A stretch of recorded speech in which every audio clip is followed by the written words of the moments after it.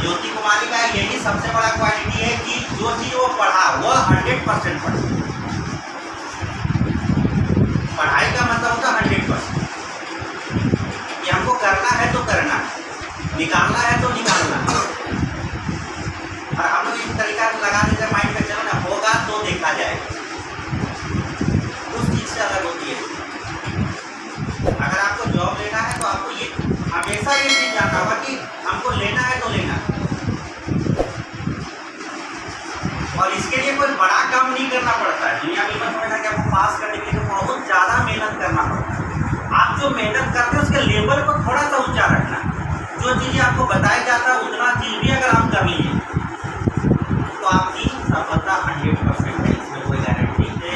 हम मिलाएंगे और कैसे हुआ ये सारे एग्ज़ाम में सफल, उसका रिजल्ट हर एग्ज़ाम में आते गया, कॉन्फिडेंस बढ़ते गया,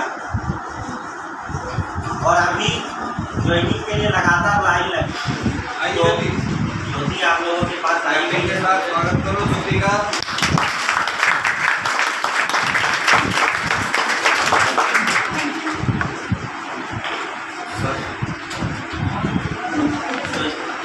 ये देखो अभी मतलब कोई ग्रह दूसरे ग्रह से अवतार हो जाए, बहुत ऐसा बोलता है कि जॉब निकाल लिया कहीं से होगा क्या, नहीं कोई नहीं, नॉर्मल कंडीशन है तुम्हारा जैसा बैंक में जैसे तुम पढ़ते तो वैसे हुआ है।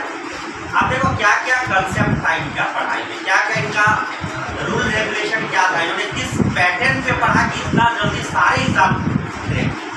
तो आप लोग बारी बारी से जो भी क्वेश्चन हो सकता है आप पूछ सकते हैं। आपको सही मार्गदर्शन किससे मिलता, जो सफल हो जाता है उससे, आया नहीं। मोटिवेशनल सबसे ज़्यादा कहाँ से मिलता है, जहाँ से काम हो गया, जो क्लियर कर लिया उस, अब कुछ नहीं किया हुआ है, रगड़ रहा है, कहीं गया तुमको मोटिवेशन दे रहा है।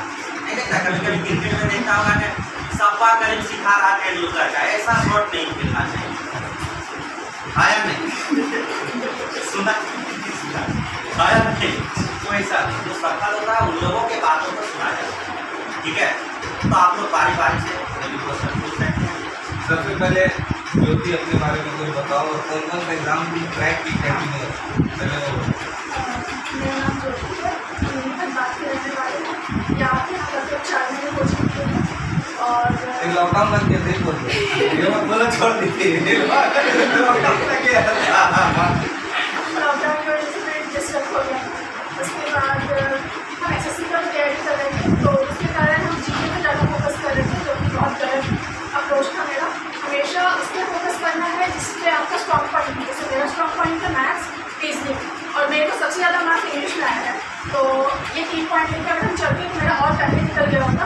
तो इसलिए हम बोलेंगे कि आप लोगों को स्ट्रॉन्ग पॉइंट है, पहले आप वो लोग को आप उसको पहले अच्छा कीजिए, उसके बाद भी जीके वीके देख लीजिएगा। और हम 4 एग्जाम इस बार निकाल रहे हैं, FTL clear, IUPS clear, RRB clear और IUPS भी। तो इन चारों में मेरा सबसे अच्छा परफॉर्मेंस इंग्लिश में रहा है। आप अगर एक सब्जेक्ट को लेते हैं जिसमें आप बहुत अच्छा कर सकते हैं, तो वो सब्जेक्ट ही आप लोग को महंगा पड़ लगेगा, टू बी ऑनेस्ट। और प्री के लिए आप लोग को ज़्यादा कुछ नहीं करना है। जैसे सौरभ सर हमेशा हम लोग बोलते थे मॉक देना शुरू की, सिलेबस कंप्लीट नहीं भी हो रहा है तो भी आप लोग मॉक देना शुरू कर दीजिए प्री का। मेंस के लिए आप लोग अच्छे से बुक्स वगैरह पढ़िए, उसके बाद उसका हाई लेवल क्वेश्चन रहता है। फिर में आप अगर 2 भी क्वेश्चन सॉल्व करके रीजनिंग का और मैथ्स का DI वाला मेंस लेवल, तो वो इनफ होगा मेरे हिसाब से। और प्री के लिए तो आपको बता दिए, बस एक मॉक काफ़ी होता है, उसका सिलेबस बनाने जाइए और क्वेश्चन बनाना है।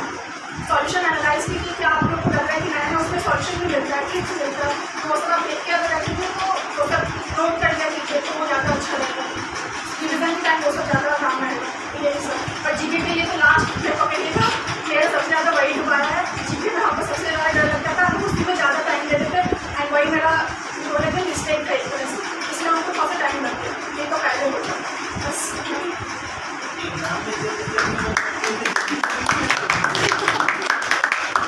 तुम लोग अपने मन का बात पूछ सकते हो, क्योंकि मौका मिला है, जो मन में है, जो क्वेश्चन है पूछ सकते हो, मन से पूछ सकते हो, पूछ सकते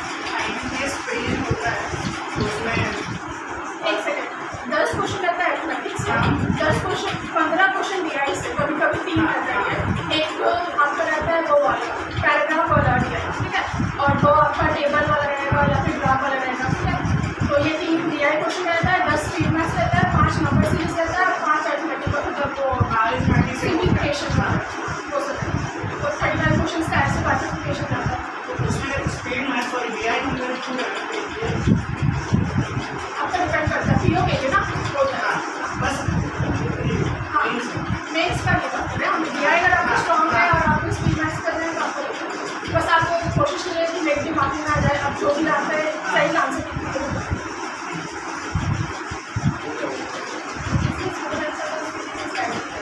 इंग्लिश के लिए हम तो जब यहाँ पे तब गोपी सर कराते थे उनका डायरेक्टर नोट्स जो था वो बहुत अच्छा और बाकी हम जो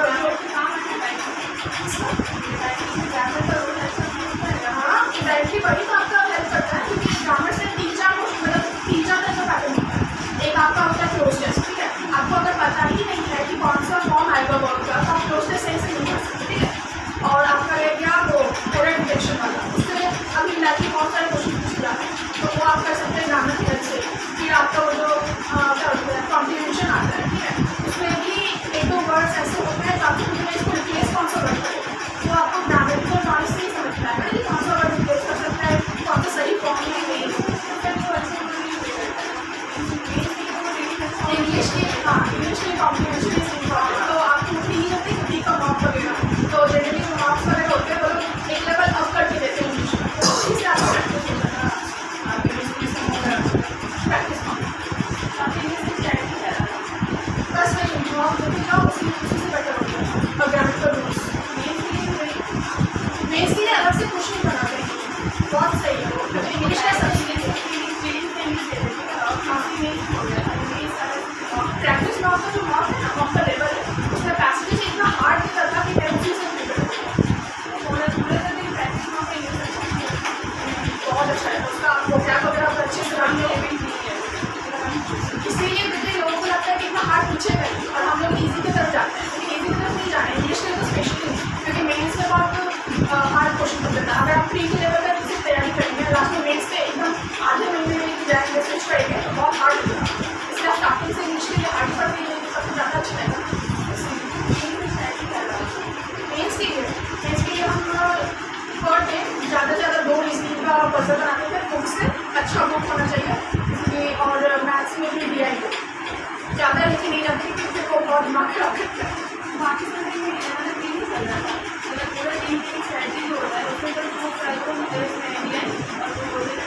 इतना इनफ होगा इतना ही करने में दिमाग हाई लेवल होना चाहिए और मेन्स का एक मॉक भी देना है 1 हफ्ते में एक उसका सॉल्यूशन हाँ और भी देंगे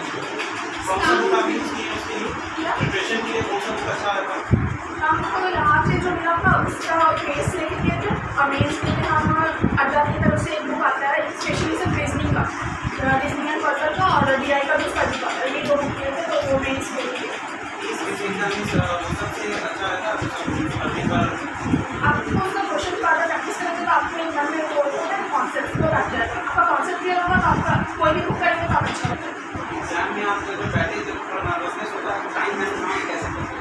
नर्वसनेस होता है हाथ भी कांपता है लेकिन आपको तो शांत रहना पड़ेगा। मेन्स के एग्जाम में तो टाइम लगता है टीम में कौन सा ज़्यादा मिलता है कि कैसे करें वो आपको प्रैक्टिस आ जाए क्योंकि आप इतना वॉक दे रहे हो और 1 घंटा दे रहे हो वो आपको हैबिट मतलब डेवलप कर रहे हो कि कैसे हो रहा है तो उसके बाद आप जाओगे वहाँ पे तो आपका वॉक ही आपको हेल्प करेगा वो अपना नर्वसनेस कम डाउन करने में। ये मेरा बहुत ख़राब है तो उसमें हम मंथली पीरियड्स आते थे मैगजीन्स आता था वो सब पढ़ के बच्चे शायद हम आशा वॉकिंग से फॉलो करना शुरू किए थे वो बहुत एक्स्ट्रा बता देते हैं उतना आता नहीं है पर ठीक है उनको अगर तुम डेली देखना शुरू करते हो तो फिर एक हैबिट हो जाएगा कि कैसे क्या क्वेश्चन आते हैं तो वो भी पता आपको ऑनर्स पेपर क्या था? आपको ऑनर्स पेपर क्या था? मैथ्स और ऑनर्स और इधर मतलब दोनों एक साथ कैसे टैकल किए? मेरा जब तक हम मतलब सेमेस्टर थे तभी हम यहाँ पे ट्यूशन ज्वाइन कर लिए थे तो उस समय तो हम खाली अपने कॉलेज में ध्यान देते थे। एक बार मेरा कॉलेज खत्म हो गया उसके बाद हम फिर से दोबारा इधर आए मतलब घर में स्टार्ट किया प्रिपरेशन दोबारा से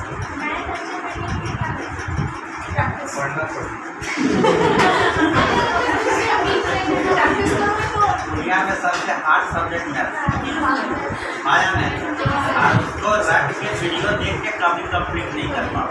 अगर तुम सोचो कि वीडियो देख लेंगे और रट लेंगे तो हमारा मैथ ठीक हो जाएगा, तो ये रखो दुनिया का सबसे बड़ा गलत थिंकिंग है। मैथ प्रैक्टिस होता है खुद से पेन और पेपर। आप जब तक बैठ के पेन पेपर से 100 क्वेश्चन, 10 क्वेश्चन, 15 क्वेश्चन, 20 क्वेश्चन का पर डे का प्रैक्टिस नहीं कीजिएगा, तब तक आपका मैथ कमजोर रहेगा। क्योंकि याद कीजिए कि 13 साल तक हम लोग पढ़ते हैं मैथ।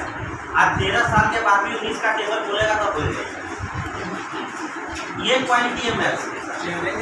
5 से ज़्यादा किया बस तो सोचो कि जो चीज़ें मार के पीट के इतना दिन प्रैक्टिस किया, रट्टा मार मार के रटे, वो टेबल हम भूल सकते हैं तुरंत। तो फिर मैथ के बारे में बोलना कि कैसे हम इसको बनाएं इजी, इसका एक ही तरीका है कि आप मैथ को समझने का कोशिश कीजिए, उसको पर डे प्रैक्टिस कीजिएगा। आपको हर हाल में पढ़ के 10 क्वेश्चन, 15 क्वेश्चन, 20 क्वेश्चन पढ़ना है और बनाना है, लिखना है, प्रैक्टिस करना नहीं। एकदम इजी क्वेश्चन कीजिए ना। आप ये नहीं बोलते मैथ का बैंकिंग लेवल का क्वेश्चन बनाना चाहिए, आप एकदम छोटा छोटा चीज़ें बनाइए। हमको एकदम जो एकदम लगता है कि लेवल 1 का क्वेश्चन बनाने का प्रैक्टिस करना पड़ेगा, क्योंकि लेवल 1, लेवल 2, लेवल पर होता कुछ नहीं। केवल उसका क्या होता है, लेवल 1 के जो क्वेश्चन होते हैं उसमें 3 बातें और लिख दिया तो लेवल 2 हो गया, उसमें 5 बातें और जोड़ दिया तो लेवल 2 आपको। तो बस बेसिक चीज़ पे आप काम कर सकते हैं, वो क्लियर की मैथ इजी हो जाएगा। और याद रखना है कि जब कंपटीशन निकलेगा ना, सबसे ज़्यादा जो नंबर आएगा मैथ और इंजीनियरिंग ही देगा। ये चीज़ें तो आपको करना ही है। आप पढ़ क्यों रहे, इजी बनाने के केवल आप उसको पढ़ लिया। अगर आपके सर 10 क्वेश्चन बनाते हैं ना, आप उस 10 क्वेश्चन को बिना पेन पेपर नहीं, मतलब बिना नोट्स देखे आपको बनाना है। ये नहीं कि नोट देख रहे हैं, छाप रहे हैं, नोट देख रहे हैं, छाप रहे हैं और लगेगा कि मैथ का प्रैक्टिस। आप क्वेश्चन पढ़ के बनाइए, गलत बने बनाइए, सही बने बनाइए, लेकिन उसको अपने से बनाने का कोशिश तब आप मैथ क्या पूछ रहे थे? स्टार्टिंग के डेज में आपका शेड्यूल मैनेजमेंट कैसे होता था और फिर 10 आपको कैसे स्टार्टिंग में मुझे पता स्टार्ट किए तो हमने एक्चुअली करा था नॉट क्लास आपका। ठीक है, पहले तो हम स्टार्ट करते थे अपना मॉक देकर, एक मॉक दिए हमने स्टार्टिंग वाले डे में मॉक। हाँ, क्योंकि हम समझ रहे थे कि हमको प्रैक्टिस मतलब स्पीड चाहिए होता है। ठीक है, ठीक है, 1 घंटे में आपको 100 क्वेश्चन दे रहा है तो स्पीड आपको चाहिए। ठीक है, तो मॉक से ही आपको स्पीड आएगी। तो मॉक का सॉल्यूशन फिर दिन भर क्वेश्चन करते थे, फिर रात में फिर प्रैक्टिस है इंग्लिश का कॉन्सेप्ट, मैथ का कॉन्सेप्ट और रीजनिंग का 5-6 पढ़ते ऐसे स्टार्टिंग में। ये 2-3 महीने चला, उसके बाद मेन स्ट्रीम में स्विच कर इस टाइम तक आपका क्लासेस का हाँ सिलेबस ग्रेजुएशन के टाइम से ही कंप्लीट करते हुए मेरा कॉन्सेप्ट क्लियर था। लेकिन हम आप लोग को बोलेंगे कि सिलेबस कंप्लीट होने का वेट मत कीजिएगा, ठीक है। ठीक है, आप लोग अभी से मॉक देना शुरू करेंगे। आप लोग नहीं आते कोई बात नहीं, लेकिन आप लोग जब से क्वेश्चन सॉल्व करेंगे ना तो आपका कॉन्सेप्ट भी क्लियर होते जाएगा। वो बोलिए मॉक देना शुरू कर दीजिए सबसे बेस्ट। हाँ, फ्री तो मेरा मॉक से ही क्लियर हुआ, उसके बाद अच्छा कुछ पढ़ेंगे हम, जो भी पढ़े और 2-3 महीने के लिए पढ़े थे। उसके बाद मेन्स का हम जो स्टार्ट किया उसमें असली दिमाग जाता है, उसमें दिमाग भी खराब होता है। तो आप जितना जल्दी, जैसे बहुत लोग क्या करते हैं प्री के रिजल्ट का वेट करके 1 महीना रहता है, उसके बाद उसमें नहीं होता है, मतलब उसका क्वेश्चन का लेवल थोड़ा ऊपर होता है। तो आपको स्टार्टिंग से ही देने से जाना है आपका मेन्स को, तो फिर आपका कौशल नहीं कर सकता, क्योंकि लास्ट में आपको जीके भी आ जाता है ना। अब जीके पढ़ेंगे कि अपना कॉन्सेप्ट क्लियर करें। करंट अफेयर्स को आपने कैसे करा था? नहीं, मंथली पीडीएफ आता था, उठाते थे। ये तुम लोग गलती मत करना। इस दिन पहले एक बात बोल दिया कि सर वो मेरा वीक पॉइंट था। हम मैथ में नंबर वो स्कोर कर लेते, तो प्लीज़ अपना स्ट्रॉन्ग पॉइंट पे काम करना। जैसे ये बोली कि मंथली, लेकिन हम लोग क्लास में बोलते कि डेली पढ़ने का आदत डालो। हम लोग बोलते डेली पढ़ने का आदत डालो तो मतलब क्या हो रहा है? ये नहीं कि मंथली पढ़ना, ये पहले ही क्लियर कर दी कि मेरा उसमें इंटरेस्ट नहीं था, मेरा स्ट्रॉन्ग मैथ इंग्लिश था, है ना। और ये चीज़ हम बोलते हैं ना, जो स्ट्रॉन्ग हो उसमें और स्ट्रॉन्ग बनो, नंबर स्कोर कर लो, और जो तुम्हारा वीक पॉइंट हो उसको कम से कम इतना बना लो कि नंबर आ जाए बस। वो बड़ी मेन स्ट्रेटेजी हुई है। सबका अलग अलग स्ट्रॉन्ग पॉइंट होता है। किसी का मैथ बहुत अच्छा होगा, किसी का इंग्लिश बहुत अच्छा होगा, किसी का जीके बहुत अच्छा होगा। तो उस पॉइंट पे काम करो, जो अच्छा है उस पर कमांड ले लो, और जो तुम्हारा कमजोर है उस पर कम से कम इतना बना लो कि हम सेक्शनल क्वालिफाई कर जाए, क्योंकि बैंकिंग में सेक्शनल भी है। ये चीज़ याद रखिएगा। मेरा IIT सेक्शनल की वजह से ही होगा, तो उसमें भी मेरा मेन्स क्लियर हो गया था, मतलब उससे मेरा 10 नंबर ज़्यादा एग्जैक्टली देखिए यही चीज है, तो बैंक में सेक्शनल है, इस चीज का ध्यान रखोगे नहीं तो फिर पता चले सब में मेहनत कर लिए, नंबर अच्छा आ गया, एक में एक नंबर कम आ गया, मेहनत बर्बाद हो जाता है। आपके 4 एग्जाम्स क्लियर हो गए, तो आपके ऑन एंड एवरेज सब्जेक्ट्स में कैसे सबसे हाईएस्ट मेरा ये मेरा इंग्लिश में था, उसके बाद सेकंड हाईएस्ट मेरा रीजनिंग में था, उसके बाद मेरा मैथ्स में था, उसके बाद इनको हाईएस्ट वाले मार्क्स बता देते हैं। हाँ मतलब इसमें क्या देखा जाता है, हम IBPS PO का भी याद है, उसमें 40 मार्क्स इंग्लिश आता है, मेरा उसमें 32.75 है और डिस्क्रिप्टिव में मेरा 17.5 है। और रीजनिंग एक चीज बता दो जो ये लोग की मन होती है, ये लोग को लगता है ना कि आउट ऑफ 200 190 लाइन तो सिलेक्शन नहीं ये बहुत बड़ा गलत है। आप लोग को ज़्यादा डिटेल्स नहीं जाना, आप लोग को हमको जाना है कि कौन सा आपका सेक्शन स्ट्रॉन्ग है, उस पर आप कितना स्कोर कर सकते हैं, सही आंसर आपको जितना आता है। वहाँ पे मैथ्स में इस बार क्या हुआ था, सब लोग रो गया था, ठीक है, मैथ्स का इस बार क्वेश्चन बहुत टफ था, तो मेरा भी ये था कि हमको मैथ्स में पक्का 20 में मतलब 20 मार्क्स का अटेम्प्ट करके जाना है। इससे क्या हुआ, वहाँ पे हम बहुत ज़्यादा नर्वस हो गए एंड मेरे से 10 मार्क्स का भी अटेम्प्ट करने में बहुत ज़्यादा दिमाग खराब हुआ था उसका मैथ्स। 10 नंबर देखो 10 पीओ का सिलेक्शन सिर्फ 10 मैथ बना के, अब ये 10 मैथ नहीं 10 नंबर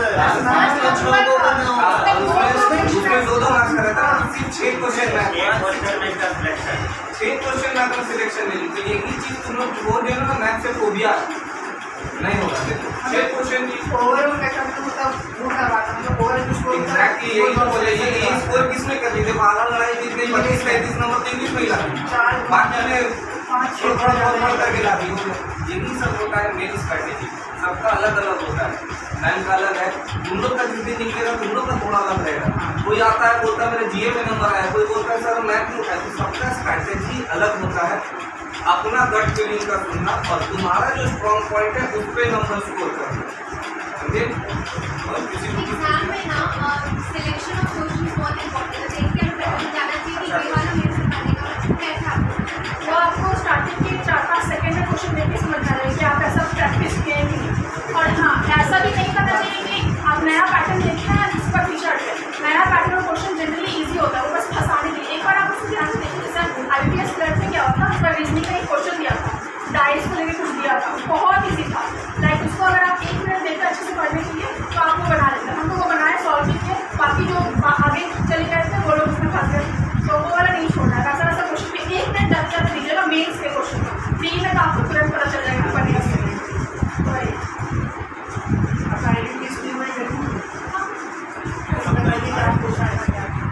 इंटरव्यू के लिए बहुत डरे थे हम, मेरा मैथ्स ऑनर्स था तो उसमें हमें डर लगा कि क्या पूछेंगे, लेकिन मेरे ग्रेजुएशन सब्जेक्ट में बहुत बेसिक क्वेश्चन पूछे, सर्च इंडाइसिस क्या होता है, फिर 0 to the power 0 क्या होता है, ये सब मैथ्स के क्वेश्चन। उसके बाद मेरा इंटरव्यू बिहार में था, तो वहाँ के पॉलिटिकल फिगर है मीरा कुमार, उसके बारे में पूछा गया था हमसे। तो हाँ, तो हम बोले कि सर वो पॉलिटिकल फिगर है लेकिन उसके बारे में हमको ज़्यादा पता नहीं, तो फिर मेट्रोलॉजी मुद्दों के बारे में पूछे तो हम उनके बारे में बताए।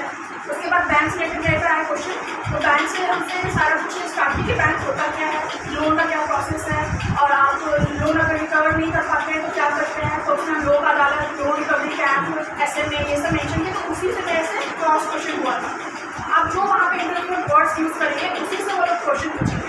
और एक बात वो हमसे पूछेंगे आपसे क्या पूछना चाहिए, ठीक है, तो हम मेरे से जितने पहले क्वेश्चन मतलब स्टूडेंट्स थे उनसे जब पूछा गया तो वो लोग बजट बोल दिए, क्योंकि उस समय नया बजट आया था। और हम बोले कि सर आपको जो पूछना है पूछिए, इससे वो लोग बहुत इंप्रेस हो गए थे और मेरे को उसका एक्स्ट्रा मार्क्स मिला है, हमको लगता है मेरे को 85 आउट ऑफ 100 आया कॉन्फिडेंस के लिए। बहुत अच्छा मार्क्स 85 आउट ऑफ 100 बहुत बढ़िया। तो आपको वहाँ पे कॉन्फिडेंस रहेंगे, ऑफिसर लाइक क्वालिटी वो लोग चेक करते हैं, ठीक है, तो कॉन्फिडेंस आप पे देखेंगे, वो लोग ऑनेस्टली देखेंगे। जैसे कि हमसे पूछा गया था कि आपसे क्या पूछिए, तो हम बोले कि सर आप जो पूछना है पूछिए, हमको जो आंसर नहीं आएगा उसमें हम ब्लफ नहीं करेंगे, ऑनेस्ट रहेंगे। तो इसमें वो बहुत इंप्रेस हो गए थे, ऑनेस्टली देखते हैं और कॉन्फिडेंस देखते हैं। और ये क्वेश्चन हमसे वो लोन रिकवरी कैंप को लेकर पूछा गया था कि आप उसमें पार्टिसिपेट करेंगे, तो हम बोले कि सर एज अ ऑफिसर हम लोग को बहुत सारा रिस्पॉन्सिबिलिटीज दिया जाता है, तो अगर हमको ऐसा जरूरत पड़ेगा कि हमको डिफॉल्टर के घर भी जाना पड़े तो हम एक टीम बनाएंगे, उसके बाद उनके घर जाएंगे और उसको रिस्ट्रक्चरिंग ऑफ लोन होता है उससे हेल्प करने का कोशिश करेंगे। तो ये सारे आंसर्स तो बहुत इंप्रेस हो गए थे, तो इससे कॉन्फिडेंस दिखता है ना, आपको डरना नहीं है, क्योंकि हम लड़की है तो स्पेशली वो घर जाने वाला पॉइंट बहुत ज़्यादा मेरे फेवर में वर्क किया कि एज ए लड़की होगी ये कैसे बोली कि हम घर भी चले जाएंगे, तो वो मैं एज ऑफिसर लाइक पॉलिटिक्स देखती हूँ। दोनों तो मैं जब बोलो इंग्लिश में क्वेश्चन पूछे तब इंग्लिश में आंसर करते थे, हिंदी में जब पूछे बहुत लोग क्या कहते हैं कि वो लोग इंग्लिश में ही प्रिपेयर करते थे, तो हिंदी से भी क्वेश्चन पूछा जा रहा है वो लोग इंग्लिश में आंसर करते थे, क्योंकि बहुत सा रूल फॉर्म हो गया हमारा, ठीक है। तो ऐसा कभी नहीं करना है, जो क्वेश्चन घर से आएगा वैसे ही लैंग्वेज में आपको घर से आंसर करना है। इतना में तो पास कर ही जाओ। ये बता दो तब पीओ में मार्क्स कितना आया टोटल? 90.5 90.5। टोटल एग्जामिनेशन कितना? मतलब लेके 225 में कितना? 90। कट ऑफ कितना गया था? 71। अब समझ गए कि 200 में 70, 75, 80 नंबर लाने पे सिलेक्शन है। एग्जैक्टली, दिमाग में ये चीज बैठा दो बस, बढ़िया। तुम समझदार हो। चलो ठीक है। ठीक है।